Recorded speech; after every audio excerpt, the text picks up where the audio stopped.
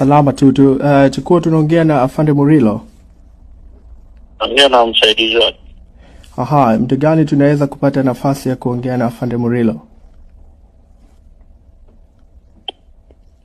Yuko kwenye meeting kidogo. Aha, ni muda gani kutoka sasa tunaweza kuwapigia tena? Naongea na nani kwanza? Unaongea na mimi ni Mtanzania, lakini kuko na taarifa ambayo tunataka kumfikishia Afande wetu Murilo, na kwa sababu ya usensitive wake, kama kiofisi ni nini?